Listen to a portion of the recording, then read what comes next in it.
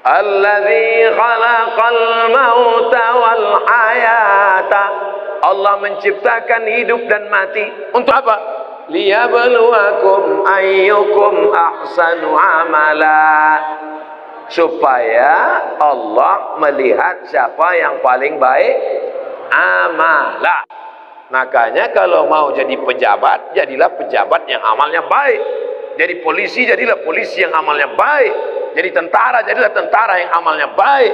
Jadi ustadz, jadilah ustadz yang amalnya baik. Karena kita hidup ini dituntut siapa yang paling baik amala. Amal bukan sholat, amal bukan baca yasin, amal bukan puasa sunat.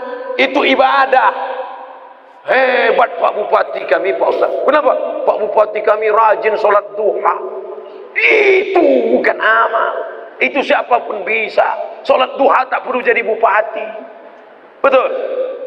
Yang dimaksud amal adalah dengan jabatan kekuasaan yang ada di tangan kita, bisa kita berbuat. Kalau jadi anggota dewan, buatnya perda syariah. Anak SD tidak boleh masuk SMP kecuali punya ijazah MDA. Setuju? Setuju. Itu Bang. Dengan kekuasaan. Jangan nanti udah pensiun baru datang. Ustaz Somad, apa yang bisa kita buat untuk bangsa ini? Tangan pun udah menggeletar. Itu apa? Ustaz Somad, kami sebagai aparatur negara, PNS, apa yang bisa kami buat amal kami? Mana PNS? PNS kemana nih? Kenapa banyak orang ngantri? Mohon maaf Ustaz Somad, PNS-nya sedang sholat duha di musola. Bodoh. Amal PNS bukan sholat duha. Sholat duha sebelum berangkat tadi. Amalnya sebagai PNS adalah bagaimana melayani masyarakat, dipermudah urusan orang. Urusan KTP Anda masukkan pagi, selesai sore, dikirim melalui pos. Bisa apa tak bisa? Bisa. Mudahkan urusan orang di dunia, dimudahkan pula urusan di akhirat nanti. Amin. Ustadz, apa yang bisa kami lakukan untuk ustadz-ustadz? Kumpulkan ustadz-ustadz, kumpulkan imam-imam, kumpulkan khotib-khotib, kumpulkan guru-guru mengaji, beri mereka pelatihan, permudah urusan SIM kendaraan bermotor mereka. Setuju? Wah, banyak yang setuju. Kenapa Ustaz tiba-tiba ingat itu? Ingat dulu saya susah ngurus SIM. Dulu waktu sebelum terkenal. Masya Allah, tabarakallah. Artinya apa? Ketika Allah titipkan jabatan di tanganmu, pakailah. Ayyukum ahsanu amala. Ustaz, kami ini masih mahasiswa, masih sekolah. Lalu amal kami apa? Kau senangkan saja hati orang tuamu, pulang ke rumah, ayah, emak, ini transkrip nilai, mak. Nih, berapa IP kau nak? 2,0. Hah? Kenapa 2,0? Ayah sabar ya, ini takdir dari Allah. Anak hantu. Dikasih duit bukannya menyelesaikan masalah, menambah masalah. Yang masih kuliah, yang masih sekolah, kalau belum bisa kalian senangkan emak ayah kalian, jangan kalian susahkan mereka. Jangan asal balik susah. Balik susah.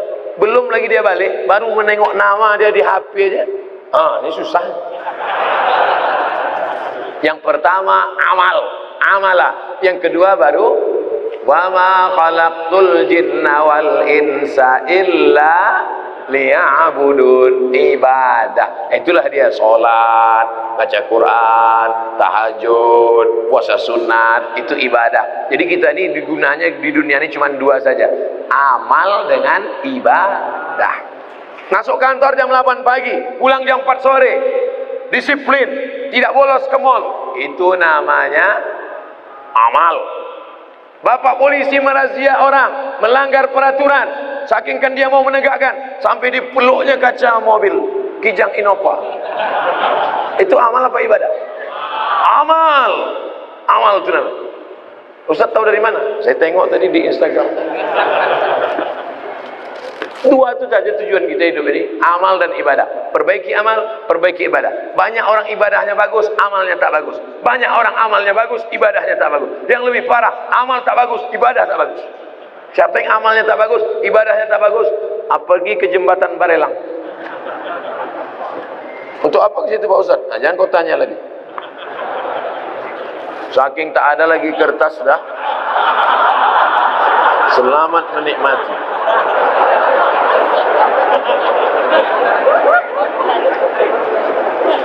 Apakah azab hanya ada untuk orang yang sudah meninggal saja? Allahumma inni a'udzubika min azabi jahannam wa min azabil qabri wa min fitnatil mahya wal mamat wa min syarri fitnatil masihid dajjal. Hadis riwayat Muslim. Baca sebelum salam. 4. Allahumma inni a'udzubika min azabi jahannam wa min azabil qabri wa min fitnatil mahya wal mamat wa min syarri fitnatil masihid dajjal. Tangannya tetap satu, jangan 4. Hadis sahih. Menunjukkan dalam doa ini bahwa azab itu ada azab di dunia, ada azab di akhirat. Fitnatil mahya, azab hidup, ada azab hidup, ada azab akhirat. 2. Apa perbezaan cobaan dan azab? Salat rajin, puasa rajin, tak pernah mencuri, tak pernah maksiat, tiba-tiba sakit, itu ujian, karena Allah ingin mengangkat derajatnya. Minum khamar, mabuk, tiba-tiba sakit, azab dari Allah. Tapi azabnya itu pun juga Allah ingin menghapuskan silap salahnya. Makanya kalau ada orang sakit, ada 3 kemungkinan. Pertama, azab karena balasan atas dosa-dosanya, tapi di balik azab itu juga ada rahmat supaya dosanya hilang. 2, Allah ingin mengangkat derajatnya karena dia sabar menerima ujian. 3, Allah sudah menempatkan dia di surga tertinggi tapi amalnya kurang. Maka kata Allah kepada malaikat, malaikat kasih dia ujian supaya kalau dia cukup maka dia ditempatkan. Mudah-mudahan kita semuanya sudah ditempatkan di surga Jannatul Firdaus. Tinggal lagi menambah amal-amal kita. Ini udah kemarin nama dia di mana nih? Ini di Firdaus ya Allah. Amal dia gimana? Amal dia kurang-kurang sedikit. Buat dia agak demam-demam puyuh 3 hari. Kalau dia sabar, masuk.